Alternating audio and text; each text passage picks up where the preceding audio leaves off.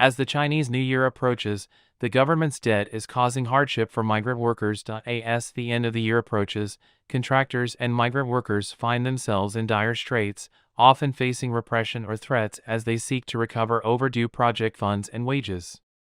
Lei Ming, a contractor from Jiangsu province, revealed the dire situation faced by many who have undertaken government projects, resulting in financial ruin. This predicament stems from rampant corruption among local government officials and their lack of integrity, leading to prolonged delays in releasing project funds. Contractors and subcontractors are burdened with heavy debts due to the need to finance projects upfront. As the year-end approaches, they not only fail to recover project funds but also face pressure from creditors. Lei Ming explained that in one project, even if business is not good, the local Communist Party secretary still demands millions of yuan annually. Contractors like Lei Ming are left with only a fraction of their earnings, while their owed project funds are withheld, and they are forbidden from speaking out. Many have resorted to borrowing large sums from banks, only to have their properties and assets seized. Lei Ming recounted his involvement in a project to renovate shanty towns in Su Prefecture, where out of 36 buildings planned, only 12 were completed due to the county government's failure to provide funding. Attempts to demand payment from the county government were met with repression. After 4 years, with no payment received, half of the project remains unfinished. Lei Ming, along with hundreds of other small contractors and thousands of workers, faces continual struggles to claim their wages, often encountering arrest before reaching the county government office. The tightening grip of authorities prevents them from even carrying mobile phones or taking photos, with frequent summons to the police station for interrogation. Mr. Guo, a migrant worker from Fujian province, expressed that dozens of workers have had their wages withheld and face threats when demanding payment. With local government departments failing to take action, many workers have no choice but to return home early. They plan to only work as daily wage laborers in the future. Mr. Guo stated, "The houses in our unit are being renovated, and the contract was given to a third party. However, the third party did not pay our wages, claiming that they were instructed by the government to do so. We reported to the police and sought assistance from the street office, the court, and labor supervision, but no one has taken any action. We feel helpless." Mr. Liang, an employee of China Railway, revealed that it's common practice within state-owned enterprises like China Railway to delay payments for construction projects and other expenses. Despite being a publicly traded company, its financial reports are often embellished, masking the fact that it consistently operates at a loss. Mr. Liang stated, "When we build railways and roads, it's considered a political task, so delayed payments are frequent. Arrears in materials, labor fees, and subcontractor payments are widespread. It's common for subcontractors to be owed money, and it's not unusual for us to go several months without receiving our wages." As the Chinese New Year approaches, protests and wage disputes by workers are occurring daily across the country. On February 6, 2024, in Zhangjiang Town, Guidong City, the Hakka Impression City owed wages to 130 migrant workers. Despite petitioning efforts to the Guidong Petition Bureau, they were unsuccessful in obtaining their overdue salaries. Similarly, on February 5, 2024, in Huanghua City, Hebei Province, workers at Hebei Jinbang New Materials Company, Limited, involved in projects related to 80,000 tons of annual epoxy resin production and 200,000 tons of annual potassium sulfate production, blocked entrances and demanded overdue wages. Meanwhile, a large number of small and micro enterprises are closing down, exacerbating the already difficult situation for laborers. The unhealthy state of China's small and micro enterprises is affecting the employment of 180 million people.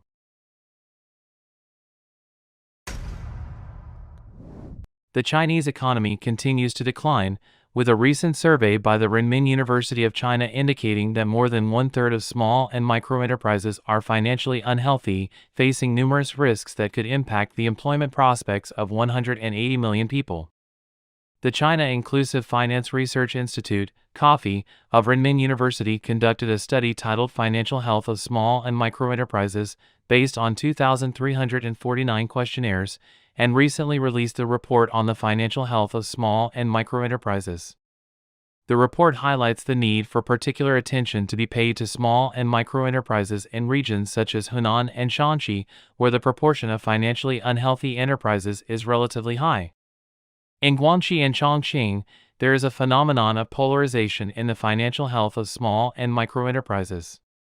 Examining the time of establishment of enterprises, those established for 3 to 5 years and over 8 years tend to have poorer financial health, warranting focused attention. In terms of daily financial management, the issue of overdue accounts receivable is particularly severe for small and micro enterprises, leading to significant pressure on cash flow that requires special attention. Within the very unhealthy category, approximately 80% of small and micro enterprises are unable to recover accounts receivable on time. The Chinese economy is in a mess, with various waves of unemployment erupting, and homeowners facing foreclosure are forced to leave their homes and end up on the streets. This morning, our neighbor's house was foreclosed by the court just because they missed last month's mortgage payment. The court forced them to move out, and the couple, with 2 young children, one in elementary school and the other just starting kindergarten, were seen packing up their belongings. The family of 4, with the wife wiping away tears as she packed, and the husband standing nearby with a pale face, appeared distressed. The 2 children, unaware of what was happening, were happily playing in the corridor. It's really hard to imagine how they will manage to get by in the future. It might even lead to divorce. In fact, I've already handled hundreds of foreclosed properties in Shenzhen and have seen nearly 100 broken families. But even so, this situation still feels incredibly painful, like something is blocking my heart.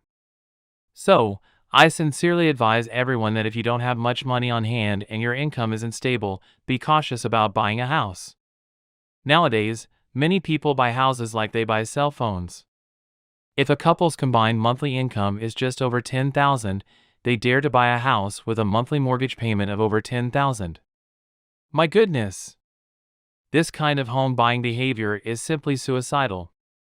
Buying a house now is completely different from before. In the past, you could buy a house with your eyes closed and still make a profit from rising prices. But now, houses have returned to being primarily for living and improving quality of life. Comfortable and affordable amenities are the top priority. Just make sure the size is adequate. To be honest, what's the scariest thing about living in Shenzhen? It's not having money. Everything requires money: food, children's education, even flushing the toilet. Even if you don't eat or drink, you still have to pay property management fees every month. If one day you can't afford to repay your mortgage, the bank will sell your house at a discount or even auction it off at 56% of its value. In the end, we'll be responsible for selling your foreclosed property. I truly hope there were no foreclosed homes in this world, but by the time it reaches us, it's already out of our hands. Recently, there have been more and more foreclosed properties in Shenzhen, and tragedies like this happen every day.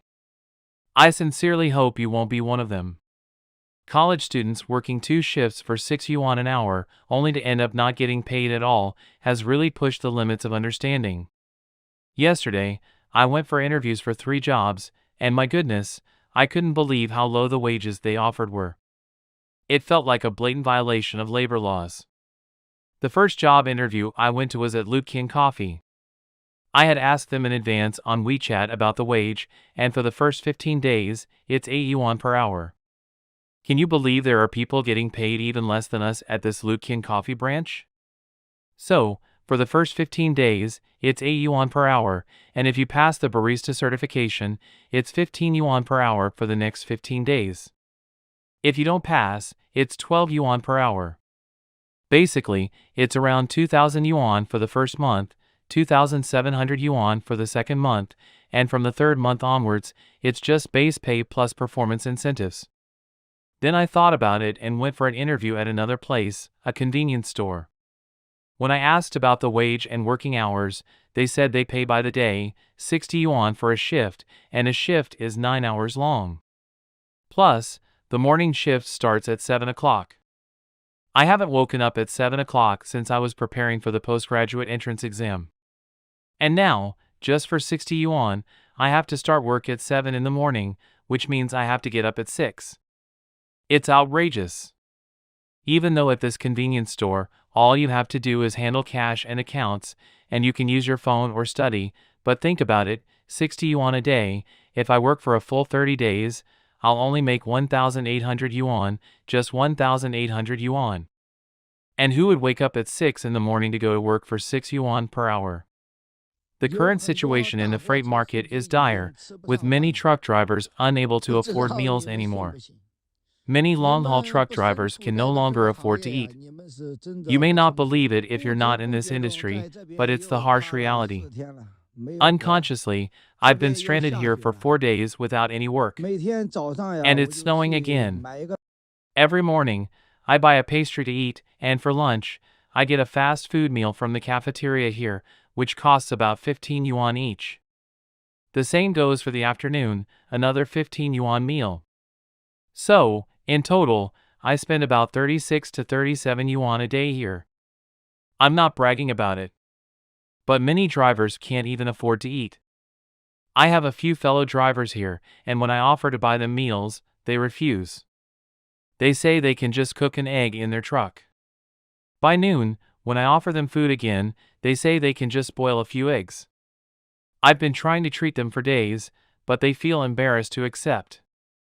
So, I've stopped inviting them to eat with me. Anyway, we're all stuck in our trucks, looking for cargo on our phones. It didn't used to be like this.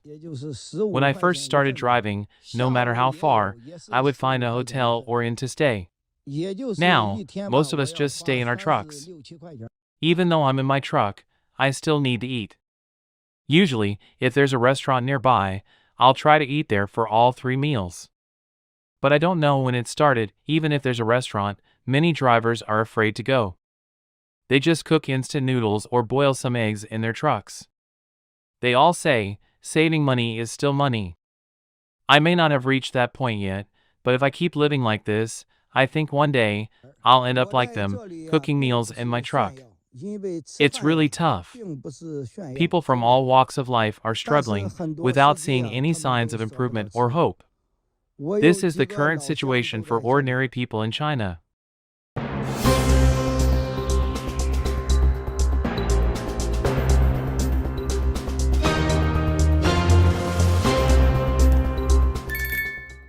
This was the scene when I went to the supermarket around 9 o'clock in Hong Kong.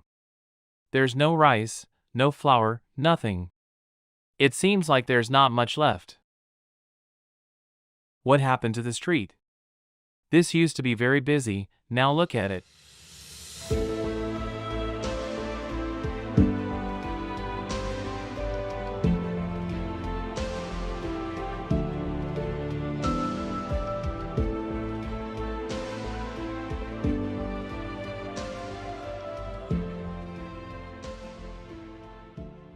This supermarket in Hong Kong is empty like they are in a war zone.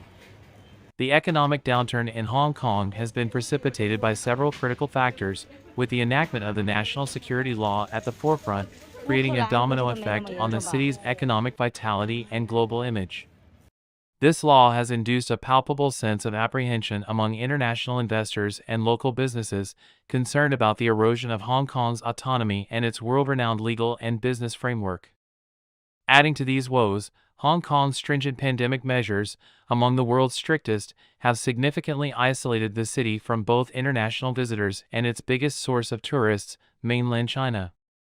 The impact is stark. Prior to the pandemic, in 2018, Hong Kong hosted an average of 5.4 million visitors a month, a figure that dwindled dramatically in the ensuing years. The West Kowloon shopping mall was almost deserted at 9 p.m., and many shops were forced to close. Thousands of shops closed. Hong Kong has fallen so deep. There is no nightlife in Hong Kong, and it has become very deserted now. It is still early in the evening, and only convenience stores are open on the street. The cessation of this vital stream of tourists has had a cascade effect on the retail, hospitality, and service sectors, pivotal components of Hong Kong's consumer economy. In stark contrast to earlier years when these sectors thrived on high-spending tourists, recent times have seen a shift toward a more budget-conscious visitor demographic. The loss in consumer traffic and spending is palpable, with Hong Kong's GDP growth decelerating to 3.2% in 2023 from previous years, highlighting the stark economic challenges the city faces. According to recent data from the Hong Kong Tourism Development Bureau, from January to November 2023, only 30.07 million visitors came to Hong Kong, significantly lower than the 52 million visitors in the same period in 2019 before the mask-related events occurred. This represents less than 60% of the tourist numbers from the same period in 2019. There are three evident reasons contributing to this decline in Hong Kong's appeal. Firstly, Hong Kong's role as a gateway to the world for China has diminished. Hong Kong was once a city where East and West cultures converged, providing a unique blend of Western cultural heritage and inclusiveness. However, the intensification of competition and conflicts between China and the United States has impacted Hong Kong's status as a window for international exchange. Secondly, the allure of duty-free goods in Hong Kong has decreased. Hong Kong, as a free port, used to offer tax-free imports and a variety of international brands at lower prices compared to the mainland. However, with the further opening up of mainland China and the establishment of free trade zones, individuals can now purchase duty-free goods locally, reducing the cost advantage of Hong Kong. Thirdly, the high cost of consumption in Hong Kong is undeniable. Expenses such as hotel accommodations in Hong Kong have risen, surpassing the average levels of 2018. This means that the cost of consumption during economic downturns is now higher than during economic prosperity, which has led to reluctance among Chinese tourists to stay in Hong Kong even for evening shopping. Without many tourists, Hong Kong's airports look deserted. Mainland China suffered the same fate.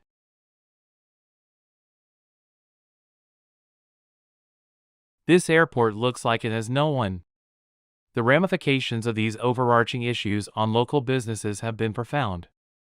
Operational costs have surged as revenues plummet, a situation captured by the phenomenon of the two-dish rice, symbolizing the declining purchasing power and consumer confidence. The shift towards more budget-conscious consumer behavior has forced businesses, previously catering to luxury markets, to realign their offerings to meet a more price-sensitive demand.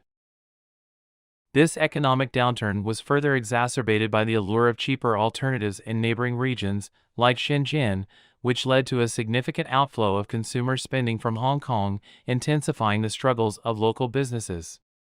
The retail and food and beverage sectors, heavily reliant on tourist and local consumer spending, have been particularly hard hit. Retail sales in Hong Kong, for instance, saw a year-on-year increase of 15.9% in November 2023, but this is off a low base and followed years of decline during the pandemic. Moreover, Hong Kong's economy is forecasted to face further challenges, with GDP growth expected to slow to 2.7% in 2024, reflecting ongoing economic headwinds including high interest rates, geopolitical tensions, and a sluggish property market. Over 60% of companies surveyed by the Hong Kong General Chamber of Commerce expect no income growth in 2024, evidencing the mass escape among the business community. Recently, major companies such as Samsung, Apple, and Mitsubishi Toyota have been gradually relocating from China, especially in Hong Kong, shifting their production bases to Southeast Asia and the Indian market. How substantial is this exodus? According to data, in 2021, foreign investment surpassed our net investment by an astonishing $170 billion. Unexpectedly, the situation took a drastic turn in 2022, with foreign capital consistently withdrawing $160 billion for 6 consecutive quarters until the end of September this year. Such a massive capital outflow is quite rare in history and has led to a negative foreign direct investment figure for the first time since the beginning of economic reforms and opening up. As we know, investment, consumption, and exports are the three driving forces behind GDP growth. Foreign invested enterprises contribute nearly half of the total export value, with some regions like Zhengzhou and Hunan accounting for over 60%. These contributions are factored into our GDP, contribute taxes, and aid in earning foreign exchange. Every year, they generate an impressive $1.3 trillion in foreign exchange, constituting one-third of our national foreign exchange reserves. It's crucial to note that imports such as petroleum, food, and chips require payment in US dollars. One might wonder if foreign companies are not making money off us. The reality is, even if they make significant profits, a substantial portion is taken back, leaving a smaller share for us. For instance, Apple, for every $100 billion it generates, takes away $70 billion, leaving only $30 billion. In the absence of these foreign enterprises, we wouldn't get anything. Importantly, when foreign companies leave, it impacts not only them but also a vast network of associated upstream and downstream enterprises, potentially dozens, hundreds, or even thousands of businesses. Once foreign companies depart, these affiliated enterprises lose orders, face bankruptcy, and may lead to mass layoffs. Where will these employees find new jobs? Mass exodus and free press plummet, signaling an existential threat to the city's future. The demographic landscape of Hong Kong is undergoing a significant transformation as a notable segment of its population opts for migration, signaling a profound discontent with the city's socio-political and economic outlook. This exodus, described as the most extensive in recent history, is reshaping the very essence of Hong Kong's society. According to a report by the Hong Kong Public Opinion Research Institute, as cited by various sources in 2022, more than 40% of the population expressed desires to emigrate, with countries like the UK, Canada, and Australia being top preferences. This mass migration trend reflects deep-seated anxieties over diminishing freedoms and a perceived erosion of autonomy from Beijing's tightening grip. Economically, the outflow poses a potential crisis, risking a brain drain that could deplete the city of its skilled workforce. The social fabric of Hong Kong is equally at risk, with traditional support networks and community bonds threatened by the growing diaspora. Press freedom and political repression, the diminishing right to information. In a parallel decline, Hong Kong's once-cherished press freedom has plummeted, moving from the 80th position in the 2021 World Press Freedom Index to a stark 140th in 2023, according to Reporters Without Borders. This nosedive in press freedom rankings underscores the territory's struggle under the weight of the national security law, which since its implementation in 2020 has led to the arrest of numerous journalists and the shuttering of several prominent media outlets. For instance, the closure of Apple Daily, a leading pro-democracy newspaper, and the arrest of its founder, Jimmy Lai, symbolize the formidable pressures facing the free press. The government's aggressive posture towards dissent and information control not only stifles journalistic freedom but also encroaches upon the public's right to access unbiased and comprehensive news. This constriction of the information landscape is more than an affront to media, it's a blow to the democratic ethos of Hong Kong, affecting its international image and standing as a bastion of freedom in Asia. The confluence of a significant exodus and the marked decline in press freedom signifies a pivotal juncture for Hong Kong, pointing towards a profound identity and cultural shift. These trends not only bear immediate repercussions on the city's economic vibrancy and social cohesion but also pose fundamental questions about its future. With a substantial portion of the populace seeking lives beyond its shores and the press under unprecedented duress, Hong Kong's global stature as a free, dynamic metropolis is under scrutiny. The evolving narrative of Hong Kong, amid these challenges, remains uncertain. Whether these transformations signal a transient phase or a definitive reorientation of its trajectory will depend on how the city navigates these pressing issues in the years to come. Hong Kong property meltdown, dwindling values, and stock market plunge spell economic crisis. The real estate industry in Hong Kong has historically been a bedrock of the city's economy, contributing significantly to its international stature as a financial center. However, recent developments have seen this once thriving market face unprecedented challenges. Key among the factors influencing this downturn has been the enactment of the National Security Law in 2020, compounding 3 years of strict pandemic control measures, which collectively have altered the economic and social landscape of Hong Kong. The decline in property values has been mirrored in the performance of the stock market, signifying a loss of confidence among investors in Hong Kong's economic resilience. Amidst a continuous decline in both the property and stock markets, reports as of January 2024 painted a gloomy picture. Property, once considered a safe and lucrative investment in Hong Kong, has seen depreciating values, challenging the city's status as a prime real estate hub. Adding shock to this scenario is the reported slump in home prices to the lowest in 7 years as indicated by government data. With little relief in sight for 2024, forecasts suggest that home prices might dip further by 3 to 5% in the first half of the year before stabilizing somewhat in the latter half. This downturn is correlated with broader economic indicators, including a reduction in retail and dining business operations and a decrease in international tourism and local spending. Furthermore, the Hang Seng Property Index plunged 30 Pekin in 2023, reflecting a stark 60 Pekin drop from its peak in April 2019, underlining the diminishing investor confidence and economic strain faced by Hong Kong. The implications of declining property values extend beyond investors and homeowners, affecting the broader economy of Hong Kong. Real estate is intertwined with various economic segments, including construction, finance, and retail. As property values plummet, the knock-on effects could lead to reduced consumer spending, a dip in construction activities, and a cautious approach from foreign investors contemplating their stance in Hong Kong. The outlook for 2024 does not bode well for recovery. Industry experts anticipate further challenges as higher interest rates persist and economic growth lags. For instance, luxury residential markets are expected to see falls of 15 Pekin to 20 Pekin in values, including townhouses, as higher mortgage costs and fewer mainland buyers continue to impact the market. The commercial sector, particularly the office and retail spaces, anticipates a moderate growth driven by specific demands but overall remains in the shadow of uncertainty. Hong Kong's property market is enduring a challenging phase, reflective of broader economic setbacks.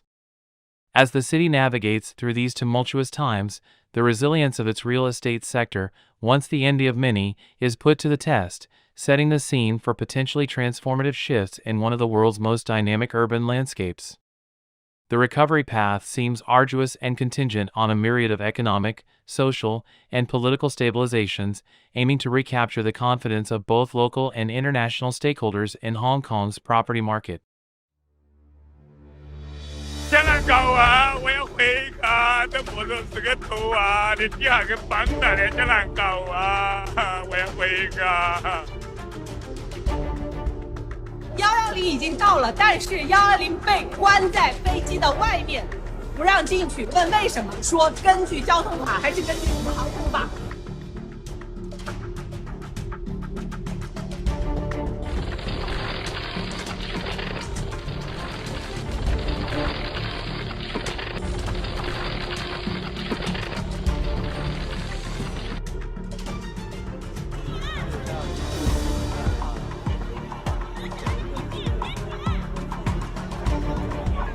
那怎么办呢？别挤，慢点。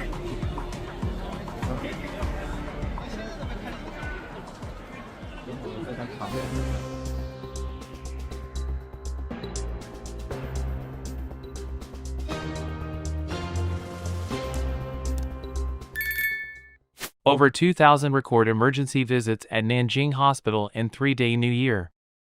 Over the course of the 3-day Chinese New Year celebration, a hospital in Nanjing, Jiangsu Province, faced an overwhelming influx of patients, surpassing 2,000 visits to the emergency department.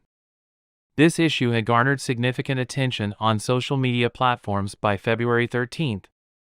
The topic of hospital in Nanjing handles over 2,000 emergency visits in 3 days of the new year trended on various social media platforms across mainland China on the 13th. As reported by Li Ji Video, a deputy chief physician for Nanjing Drum Tower Hospital's emergency department, affiliated with Nanjing Medical University, revealed that during New Year's Eve, the first day, and the second day of the Lunar New Year, the emergency department witnessed an average of around 700 visits per day.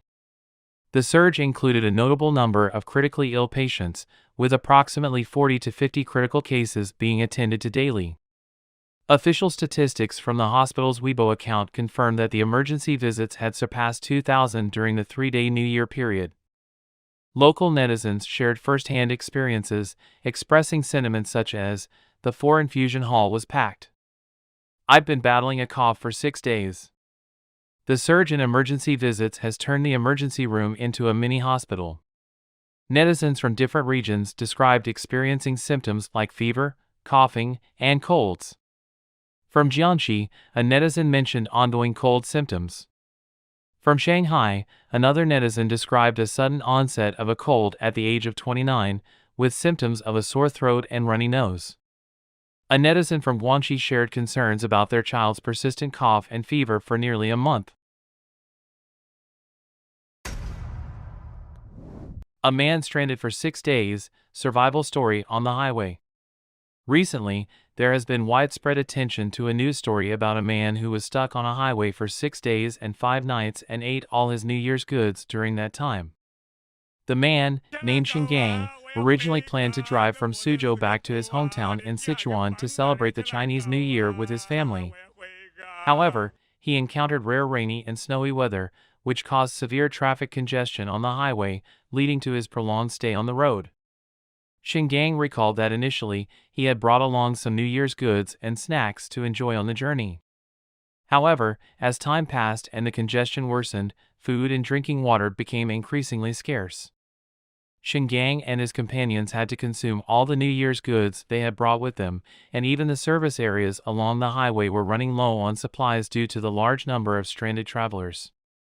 This event quickly spread on social media, sparking lively discussions among netizens. Many expressed sympathy for Xinggang's ordeal and admired his ability to maintain an optimistic attitude under such harsh conditions. Some netizens commented, "Xinggang's story shows us the resilience and optimism of human nature. Faced with adversity, we should not give up but should actively face it." At the same time, this event also raised concerns about highway management and emergency mechanisms. Under extreme conditions such as rainy and snowy weather, ensuring the smooth flow of highways and the safety of travelers has become an urgent issue. Passengers trapped for 6 hours on plane at Wuhan Airport, Southern Airlines responds. Several days ago, a group of passengers experienced significant delays and confusion while boarding Southern Airlines Flight CZ6513 at Wuhan Tianhe International Airport. The flight, scheduled for departure at 11 a.m., was eventually canceled after 8 p.m., leaving passengers stranded on the plane for nearly 6 hours. Some passengers even reported respiratory difficulties, prompting emergency calls for medical assistance.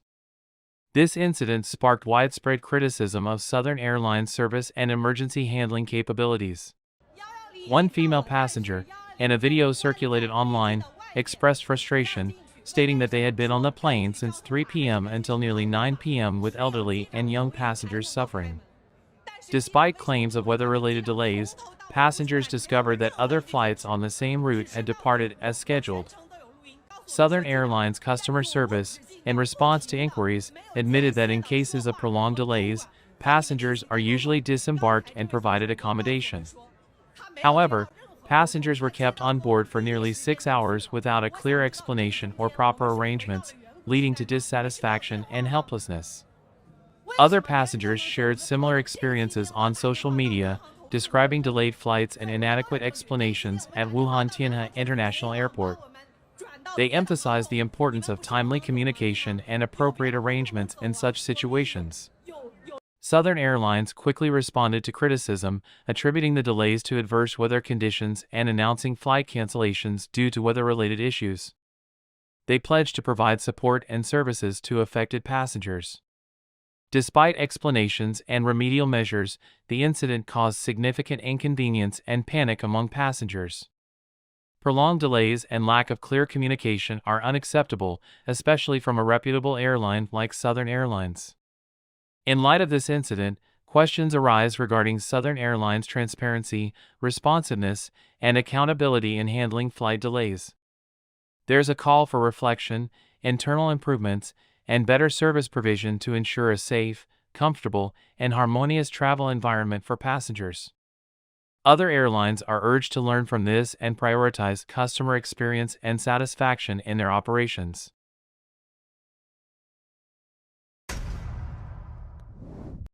China's first cold wave of the year hits, temperatures plummet in some areas by over 18 degrees Celsius. As the Chinese New Year approaches, the first round of cold wave of the year of the dragon strikes. Over the next 9 days, a significant drop in temperature is expected across most parts of China, with some areas experiencing a decrease of over 18 degrees Celsius. Starting from February 6, due to heavy snow, cars became trapped on highways in Wuhan, Hubei Province, central China.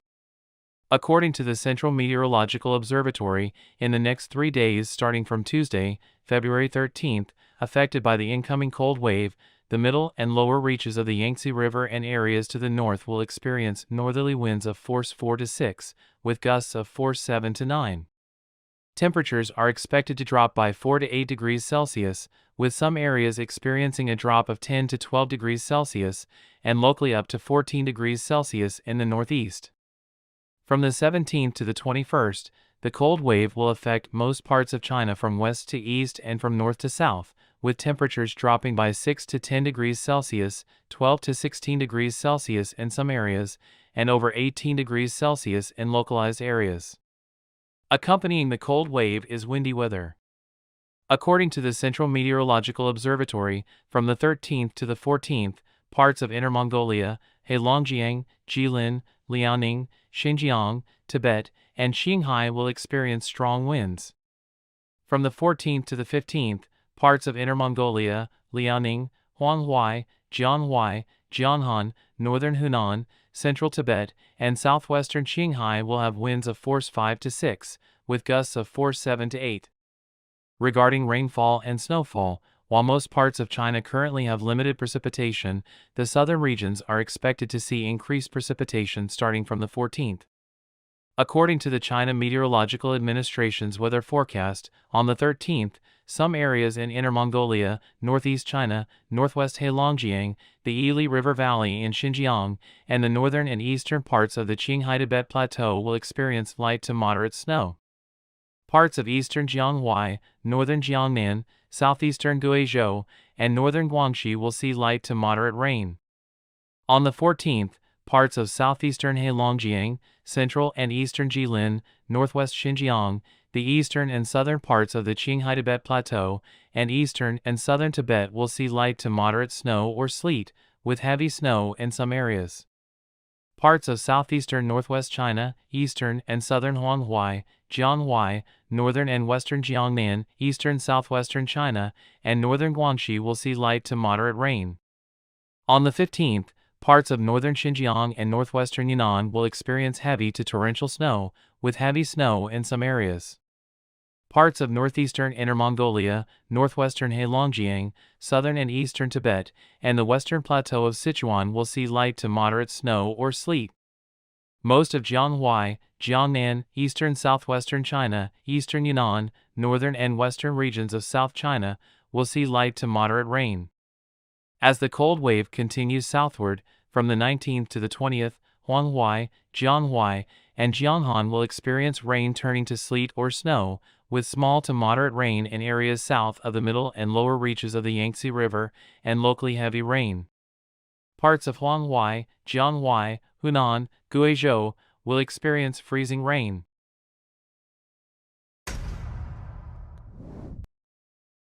Chinese youth reject CCP's Chinese Dream propaganda, opt for lying flat. The picturesque city of Dali in Yunnan has become a refuge for many mainland Chinese youths escaping urban pressures. Analysts suggest that the CCP's rhetoric of the so-called Chinese Dream drives youth to strive. However, disillusioned with these lies, many young people are now choosing to lie flat. In recent years, many young people in mainland China have been fleeing major cities, settling in remote small towns. Dali, with its pleasant climate and low cost of living, has attracted a significant number of urban youth. According to Mr. Su, a resident of Kunming, in the past year since the pandemic, there has been an influx of young people to Dali, seeking to lie flat as a way to relieve stress. He believes that these young people are capable of critical thinking and are mainly seeking to escape pressure. Under the wave of unemployment in China, young people have seen through the CCP's so-called Chinese dream propaganda and are opting to lie flat as a form of protest. He emphasizes that many college students are now resorting to jobs like food delivery but are unable to find work. They have lost hope and are tired of the lies, leading them to escape. It's not voluntary lying flat, it's forced. After Shanghai's lockdown in March 2022, Dali saw an increase in digital nomads seeking relatively free and peaceful lifestyles. CCP's policies aimed at motivating young people who lack motivation have become less effective. Resorting to policy-driven measures such as requiring the unemployed to pay unemployment taxes is seen as a form of coercion, forcing young people into work and enslavement. Many young people, fed up with the CCP's excessive exploitation, are forced to choose lying flat as a form of resistance. The CCP's ruthless internal exploitation has led to a decrease in consumer desire and a decrease in the desire to have children. The CCP's 3-year extreme clearing policy has devastated the Chinese economy, leading to mass unemployment. University graduates are facing unemployment immediately after graduation, and even industries like ride-hailing and food delivery are caught in fierce competition. Many young people are choosing to lie flat to escape the pressure.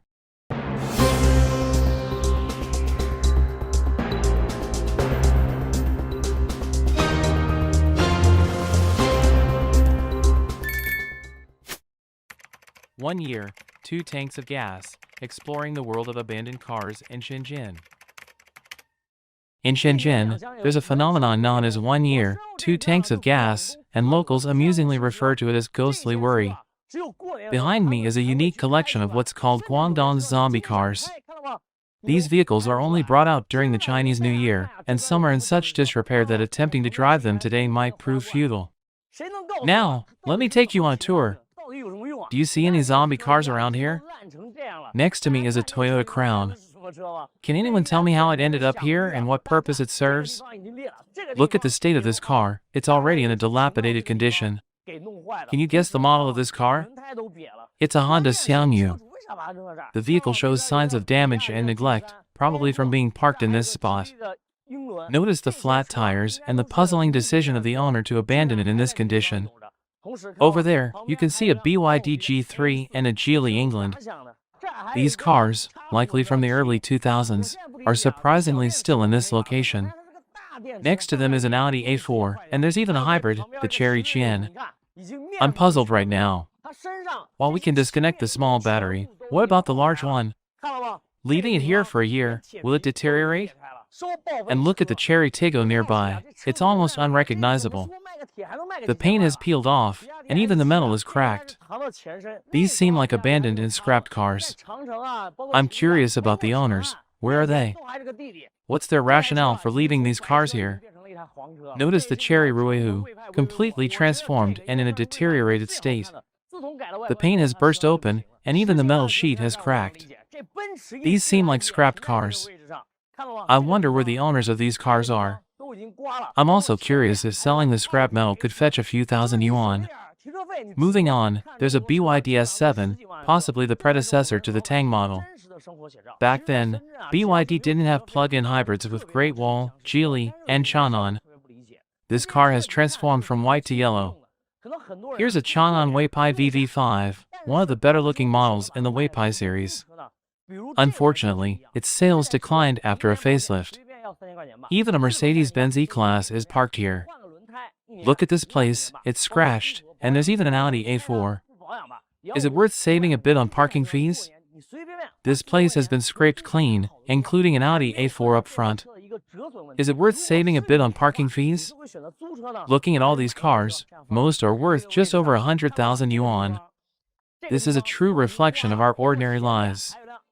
In Shenzhen, there are many places without parking fees, leading to the proliferation of these abandoned cars, known as zombie cars. However, one thing I can't understand is why the owners choose not to sell these cars and opt for renting instead. Take, for example, this car. The annual insurance alone costs around 3,000 yuan.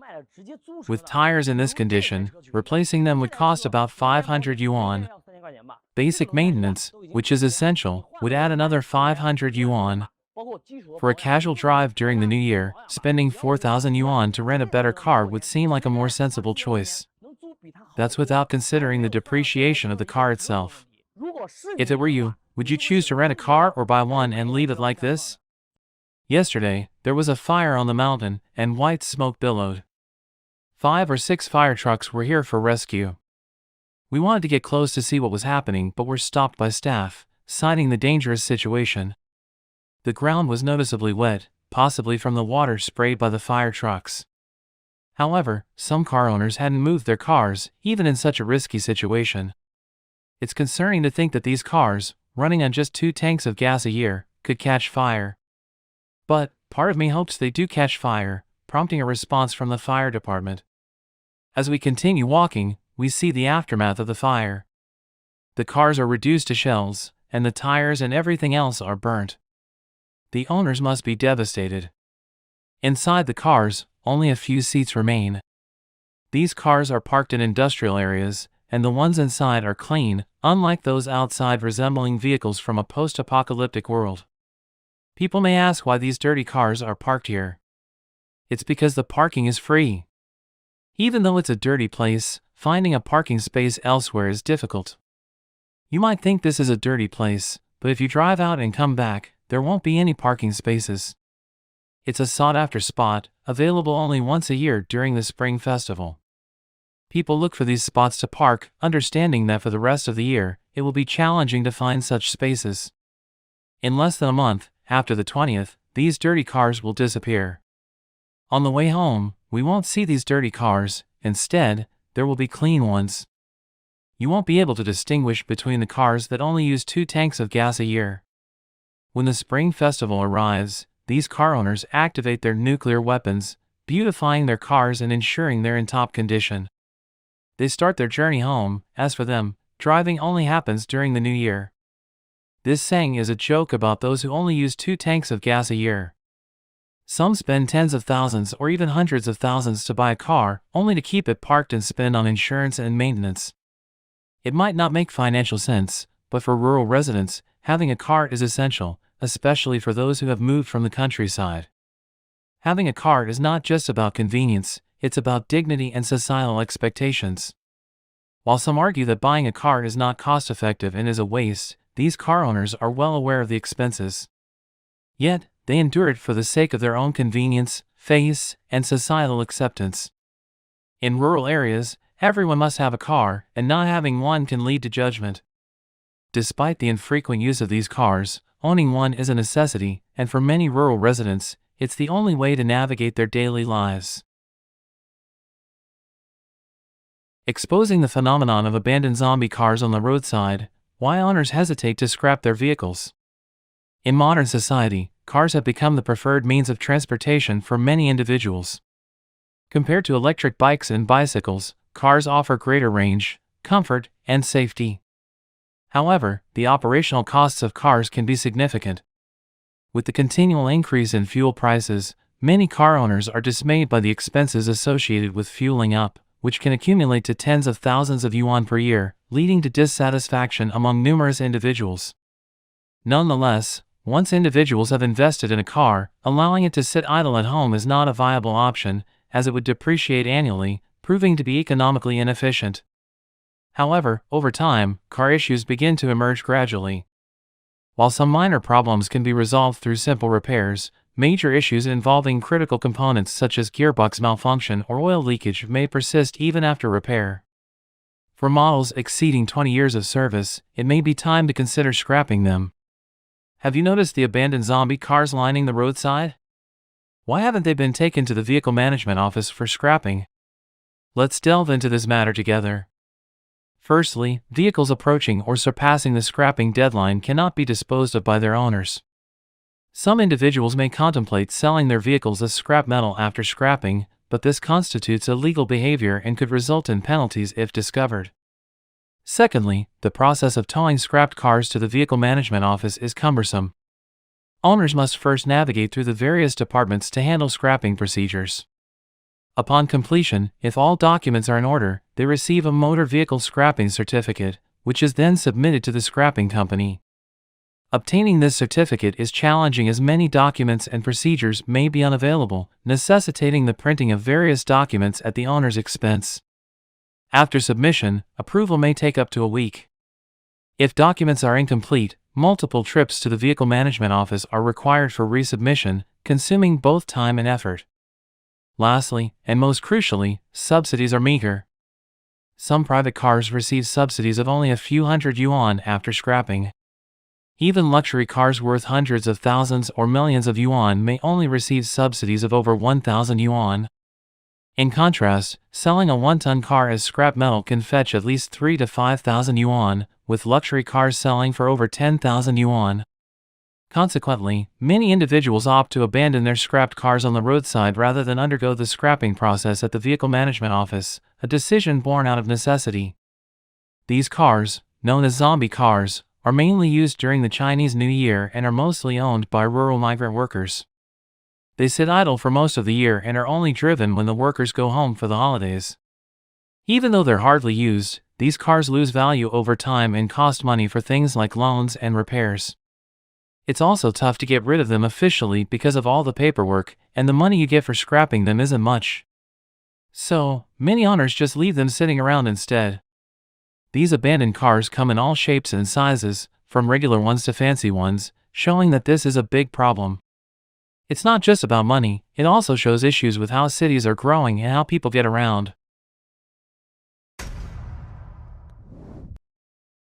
Automotive companies' dark side: the truth about multiple failures and poor quality. There are several key points regarding electric car technology, corporate policies, and infrastructure challenges. It begins with the issues encountered with the BYD E5 electric car, including faults in the steering and airbag systems, as well as malfunctions in the infotainment and air conditioning systems. Some opinions of electric cars users expressed concerns about safety and dissatisfaction with the inability to restart the car and the instability of the electronic systems. Next, it addresses the widespread popularity of an expensive car model called the U88 and the strict regulations imposed by some companies regarding their employees' car ownership. There exists dissatisfaction with BYD's warranty policy and the lack of transparency in the limitations of the lifetime warranty. Lastly, it expresses concerns about the infrastructure for electric vehicle charging and the challenges faced when trying to charge electric cars in unfavorable conditions. My BYD E5 was running fine just now, and suddenly, I don't know what's wrong with the car. Let's zoom in on this. There are two faults. One is the interconnection system fault in the steering system, and the other is an airbag system fault. I just got this new car, and I've only driven 1064 kilometers. Now, should I keep driving, or should I stop? Can I contact BYD's official rescue service now? There's a problem. After this fault occurred, the entire infotainment system in my car crashed. I can't use any of the controls for volume or tuning on the steering wheel. I have to manually press pause. It says to reduce the speed to 0 and then electrically restart. But now, I'm already at 0, brother. We haven't stopped. It shows that I've driven 32 kilometers. Can you see the situation? Am I driving, or am I stopped? Another issue, folks, the air conditioning is not working now. See? Now it says, please check the air conditioning system. If I were in Ulaanbaatar, where it's dozens of degrees below 0, wouldn't I have frozen to death by now? I want to press the start button to start the car, but I can't. It won't let me turn off the automatic engine shutdown. Now it's in EV mode. I switch it to HEV mode. Let's see, it still doesn't work. I've been driving for many years, and it's the first time I've encountered such a problem. If a traditional fuel car has an engine malfunction, can't I just turn off the engine? Now that this problem has occurred, firstly, I dare not drive the car. Secondly, I can't turn off the engine or shut down the power. And now, look at this, the electronic accelerator pedal is not working either. The accelerator is also broken. But what's particularly interesting is that on the passenger side, it's broken, but on the driver's side, it's working fine. You see, the driver's side is fine. I can only close the door. Whether I use the start button or the key, I can't lock it. With this current problem, if I were an Ulaanbaatar, what would I do? Suppose I want to open the tailgate now. I want to sleep inside, but I can't. Moreover, there's no free rescue for non-paved roads. What should I do? I can only sit in the car, I have nothing to eat or drink. Can I only sit in the car and wait to die? Have you heard of it? The U-88, which costs over $1 million, now everyone must have one, you can't avoid buying it. If you don't buy it, try it. Moreover, they don't allow their employees to drive other brands of cars, do you understand? For example, if you work for them, you must buy their cars. If you are interested in cars from other brands, they won't allow it, and you'll be fired if you buy them. Some time ago, a brother said he wanted to buy a car, and he liked a car from their brand. At that time, I told my friend, if you buy it, I will cut off ties with you, I will block you. Of course, this was a joke, and my friend listened to me. He decisively gave up and booked a Xiaoping P7. A few days ago, I visited a friend who deals with automotive parts. In the evening, when we were having dinner together, he complained while drinking that he wouldn't buy a certain brand's car. He also urged people around him not to buy it. Why? He said he felt sorry for the 4 words national enterprise because their company is bad. They exploit suppliers in various ways, and anyone who has cooperated with them knows it. They creatively created something like a chain. Normally, when others supply you with goods, you pay, right? It's not like that for them. It's a 3-month payment period. Now it seems to have become 6 months. The payment is not made to you directly but to a certain chain. This chain then has a 6-month payment period. If you say your cash flow is tight and you want early payment, it's okay. There's a handling fee and points. You think, is this shameless or not? If you haven't run a business, you may not understand. Let me explain again. It's like I sign a contract with you to order $1 million worth of goods. I pay you a 30% advance payment for 3 months. Your products have all arrived in my warehouse within a week, but I won't pay you the remaining $700,000.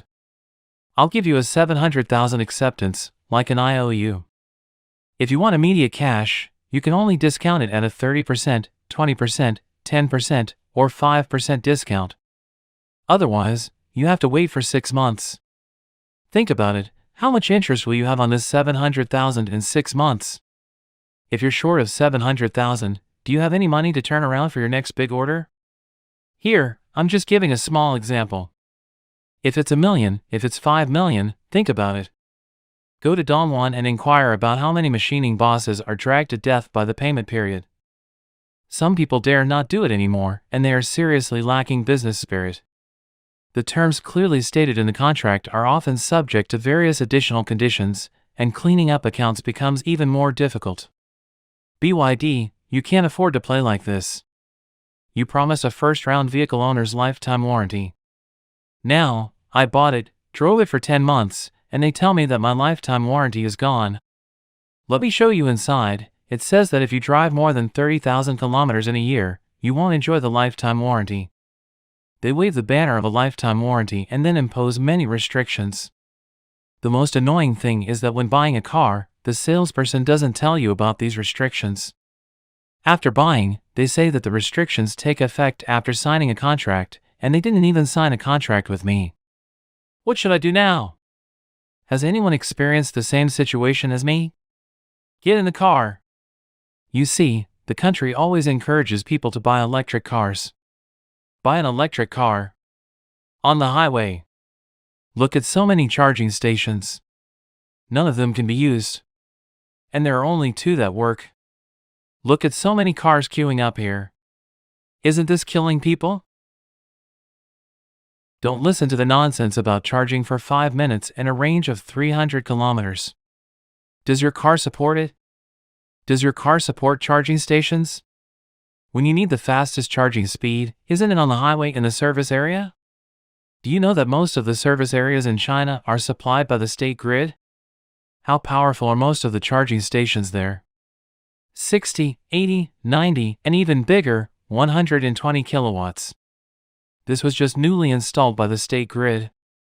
Let me show you how powerful it is. 160 kilowatts, 160 kilowatts, double clearance. In fact, it's 80 kilowatts per person when 2 people charge. I drove from northeast China to Wuhan and charged more than 10 times, each time taking over an hour. It's not that the car is not good, it's related to the temperature and the charging station's power.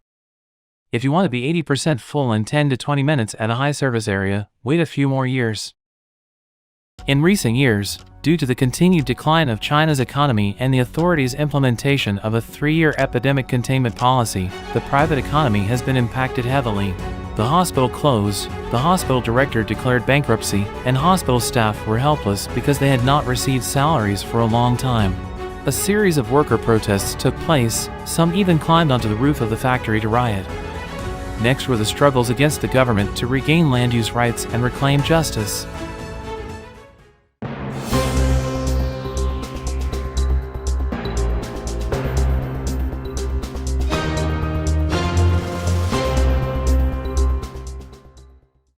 Shandong Hospital director goes on hunger strike due to 8-month unpaid salary.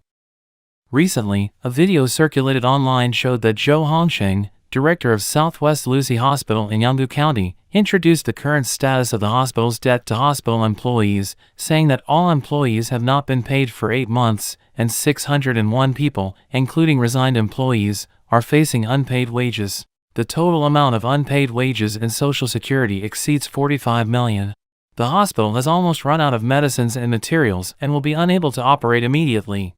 Many employees of Southwest Shandong Hospital were holding banners that read, "Please give the 400 employees a chance and please give Southwest Shandong Hospital a chance to reorganize."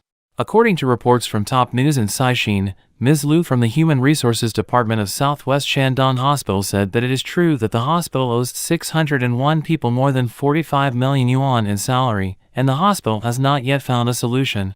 Dean Zhou Hongsheng shouted to the hospital's creditors in the video, saying that there are already investors interested in making strategic investments in the hospital, hoping to give the hospital a chance to reorganize. According to a staff member of Southwest Shandong Hospital, due to the hospital's debt crisis, in addition to the arrears of wages for hospital employees, there is also an incomplete range of medicines in the pharmacy. The staff member said, not to mention the consumables for surgery, there are none at all, so although the hospital is open now, it cannot see doctors and cannot admit patients. The issue of unpaid wages has been around for a long time, and the hospital has not admitted any more patients since it emerged. Pass the patient.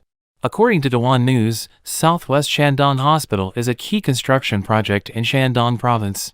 It is a third-level comprehensive hospital approved by the competent authorities that integrates medical treatment, teaching, scientific research, and healthcare. The hospital opened in May 2018 and has 2,000 beds. With a total investment of 2 billion yuan, the medical insurance settlement policy in the past 2 years is outrageous, and coupled with huge fines, small private hospitals are indeed prone to sudden death. Public hospitals are also severely punished, but what can they do if the public cannot afford it? At least they're willing to fight for their employees. Next, I made a fool of myself to gain the attention of the whole society, which is worthy of praise.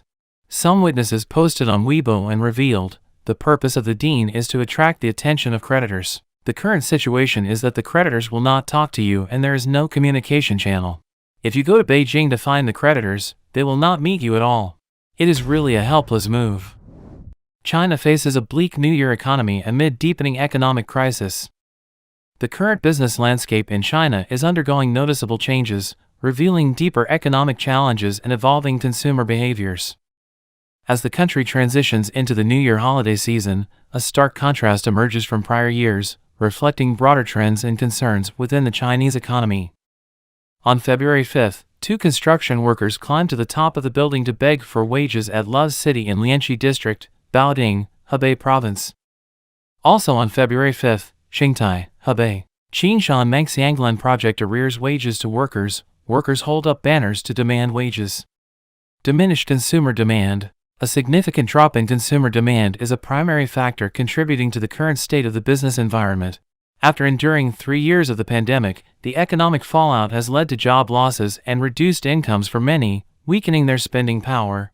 Households previously inclined to stockpile goods for the new year are now purchasing in moderation, prioritizing need over excess. The shift toward precision consumption signifies a forced adaptation to tighter financial circumstances, as families aim to reduce waste and unnecessary expenditure. On December 1st, Hebei, Xi'an Sanitation Company had owed sanitation workers wages for more than a year. Workers gathered together to hold banners to defend their rights. December 22nd, Shanxi, Polydongjun Beijing Lidu Jiaya is in arrears with workers' wages, and workers hold up banners to defend their rights. On December 13th in Guangdong, at the Zhangjiang Jingxin power plant, workers who were owed wages found themselves in a desperate situation.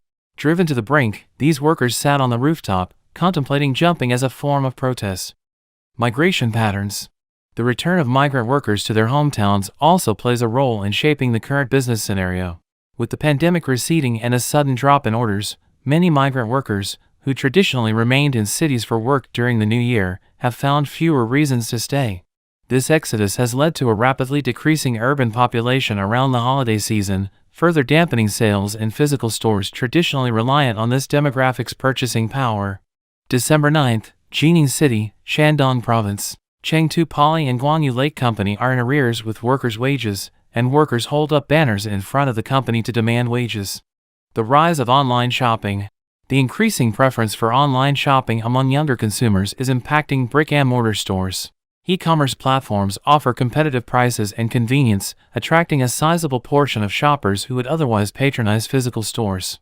This shift is amplified during the holiday season when online platforms ramp up promotions and delivery services, drawing more consumers away from traditional shopping venues. The current business situation in China is a reflection of wider economic and social shifts. Reduced consumer demand, changing migration patterns, the ascendancy of online shopping, and evolving consumption habits, all occurring against a backdrop of considerable economic headwinds, are reshaping the festive and daily retail landscapes. As optimism wanes and pragmatism takes hold, the concept of surviving becomes central to understanding the mood of consumers and businesses alike. The once vibrant New Year market, a symbol of prosperity and excess, now stands as a testament to a society adapting to a new economic reality, marked by caution and restraint. The roadblock in Fujian, a fight for fair compensation. On November 13th, in Jinshan Village, Jiamei Town, Longxi District, Taiwanese Investment Zone, Zhangzhou City, Fujian Province, hundreds of villagers continued to sell off the village's stone resources because they were dissatisfied with the village committee's land sale without paying any money.